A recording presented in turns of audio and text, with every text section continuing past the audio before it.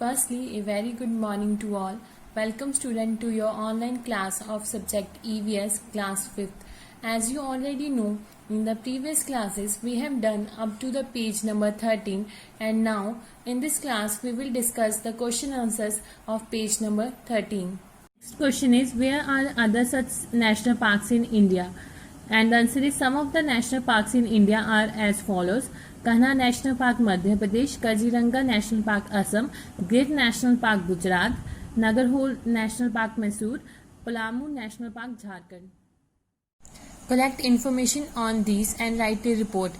National parks have been made to protect animals and plants. Protecting animals and plants is necessary to protect our environment. Some animals get special status in these parks. For example, Kaziranga National Park gives special protection to rhinos. Gir National Park gives special protection to lions. National park बनाए जाते हैं animals और plants को protect करने के लिए. Animals और plants को प्रोटेक्ट करना बहुत ज़्यादा ज़रूरी है हमारे अपने एनवायरनमेंट को प्रोटेक्ट करने के लिए. कुछ एनिमल्स को एक स्पेशल प्रोटेक्शन मिलती है कुछ पार्क्स में, जैसे काजीरंगा नेशनल पार्क में स्पेशल प्रोटेक्शन मिलती है राइनोसोर्स को एंड गिर नेशनल पार्क में स्पेशल प्रोटेक्शन मिलती है लॉयंस को. Next is, have you notice that sometimes singers put their hand on their year while they sing? Why do you think they may be doing this? Yes, I have noticed singers putting their hands on their ear while singing. They do this to minimize noise. They also do this to hear their own voice more clearly. Yes, मैंने ये notice किया है कि singers गाना गाते time अपना हाथ अपने कान पे रखते हैं और वो इसलिए करते हैं कि उन्हें नॉइस कम सुनाई दे और वो अपनी वॉइस को सुन सके ज़्यादा इजिली और ज़्यादा clearly. Give examples of animals that may have a very strong sense of sight, hearing or smell. Some examples are as follow. An eagle can see its small prey from high in the sky. A dog can hear the faintest sound of someone's footsteps. A mosquito can find a human being by smelling its body odor. Some animals behave in strange manner in case of natural calamity which is about to happen. एक जो eagle है वो अपने pray को, अपने शिकार को बहुत ऊपर से देख सकता है. एक जो डॉग है वो बहुत हल्की सी आवाज में सुन सकता है. एक जो मॉस्किटो है वो ह्यूमन बीइंग को ढूंढ लेता है उसकी बॉडी स्मेल से.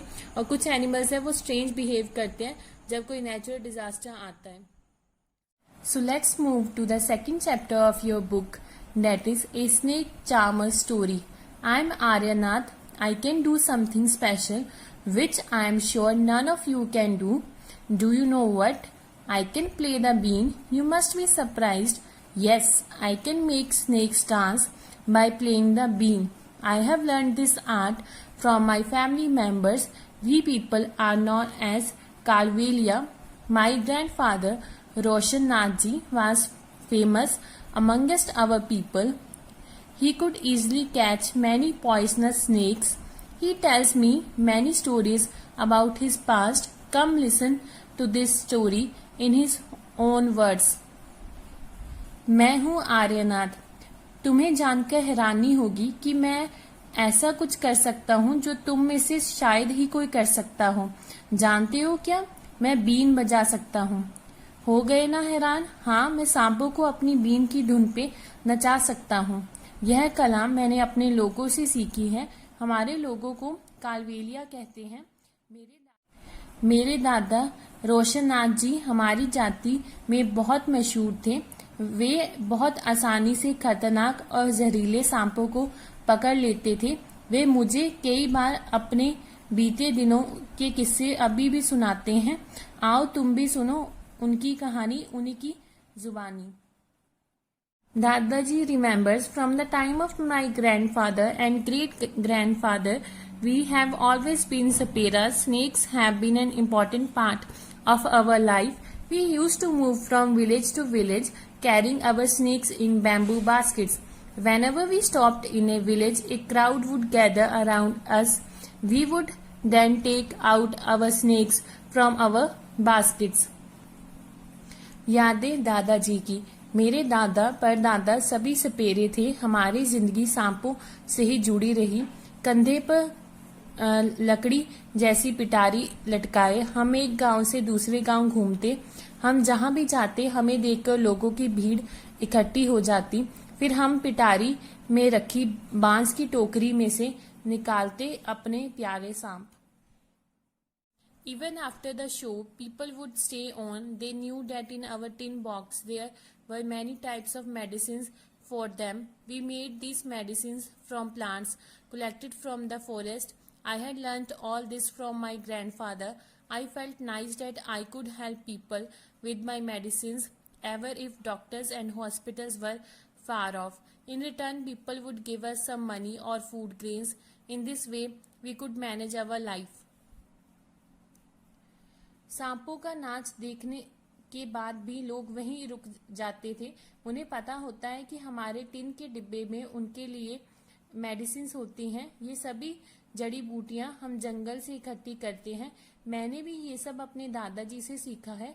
मुझे अच्छा लगता है कि जहाँ डॉक्टर नहीं है वहाँ भी मैं अपनी दवाइयों से लोगों की कुछ मदद कर पाता हूँ।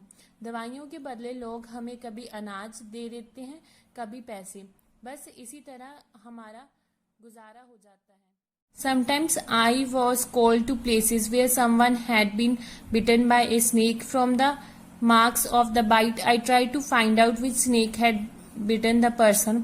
I would then give a medicine for that, but I have not always been on time to help. As you know, some snake bites can even cause death on the spot, but most of the snakes are not poisonous.